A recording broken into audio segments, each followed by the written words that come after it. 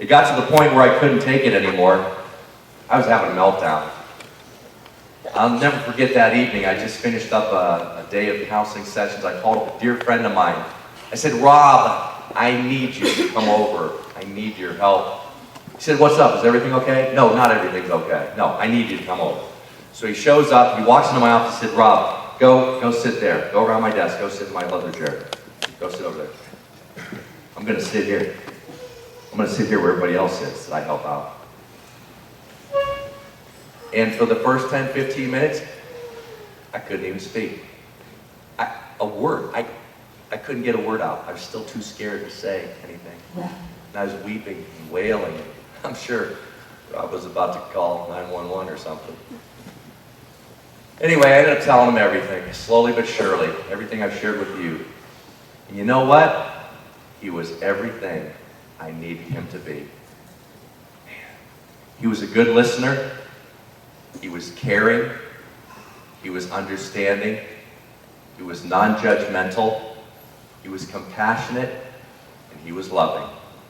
And when I was all done, he said, Mark, that's from your past. That's not who you are now. God's forgiven you. I needed to hear those words.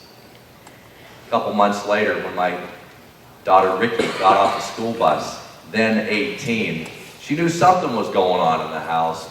She saw that the pastor kept coming over quite frequently, talking to my wife and I.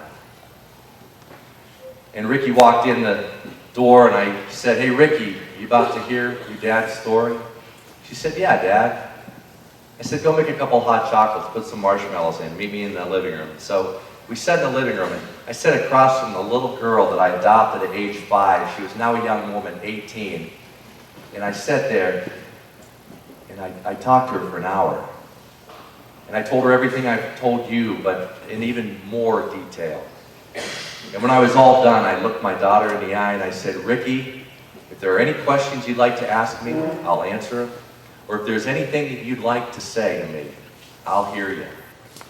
And she looked me in the eye, and without a pause, she said, Dad, there's nothing you could ever say that could make me love you any less. Praise God.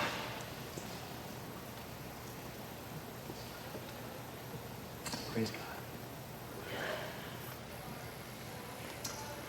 Well, let me tell you some of my symptoms of post-abortion grief. For me, the big ones were anger, a lot of anger, and an inability to trust others. Those were my two big ones. And maybe even to this day, yeah, to be honest with you, I probably still struggle with those.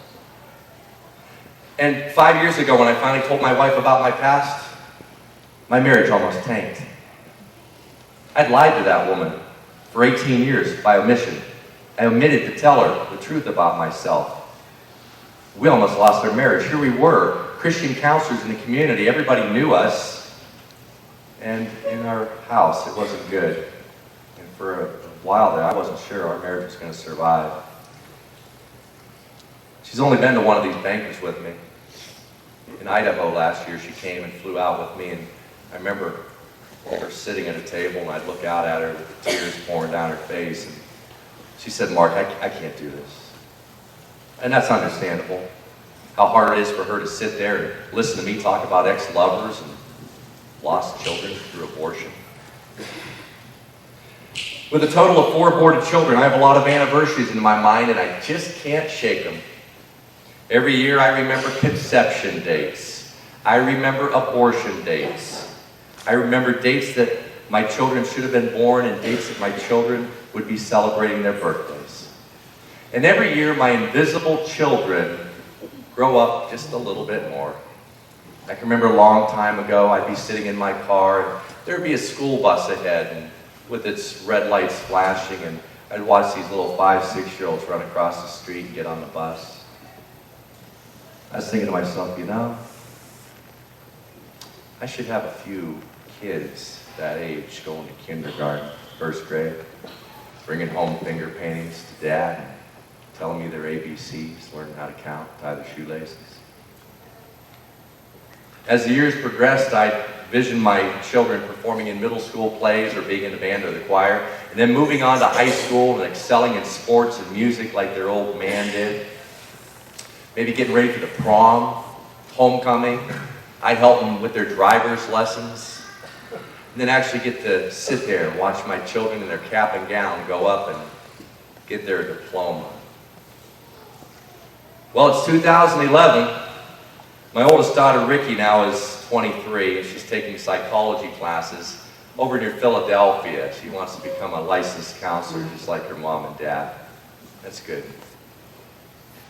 And Faith is 8. She's a beautiful little girl. She takes ballet lessons on Mondays and Wednesdays and is a straight A student, and I take her bowling on Saturdays. And my son Ross is actually over in that room. He traveled with me. And afterwards, I hope you all come up and say hi to me. And Ross said, he said, "Hey Dad, when you're done talking, I want you to come and get me. I want to stand next to you and shake people's hands." So don't let him down. Don't let him down. He doesn't say a whole lot. He's kind of shy. He'll probably look down and kind of go like that. Make him feel good. But you know what? In my heart of hearts and deep in my souls, I've got 4 invisible children out there that were aborted. 5 including the miscarriage. But when I think about my aborted children, they'd be ranging in age right now from 20 to 22. And I think of them all in college. Yeah. They're all getting higher education just like their mom and dad, just like their grandparents who got bachelor's and master's degrees. And they're working part-time jobs and struggling to pay for their textbooks, and they're in relationships, and they call up your old dad on their cell phone here and there. I can't escape these thoughts and feelings of loss of life and all the what could have been. A lot of what could have been in my life. And it might seem a little twisted, but sometimes I think about what's it going to be like when I die. I think sometimes we all think, when am I going to die and how am I going to die? And sometimes I think about being on my deathbed and having Ricky and Faith and Ross there holding my hand, kissing my cheek and telling me, "Hey, we'll see you later in heaven." But I wonder if I'm going to be lying there on my deathbed thinking about 4 other children that were aborted that should be there as well. Or another one, including the little child we lost through a miscarriage.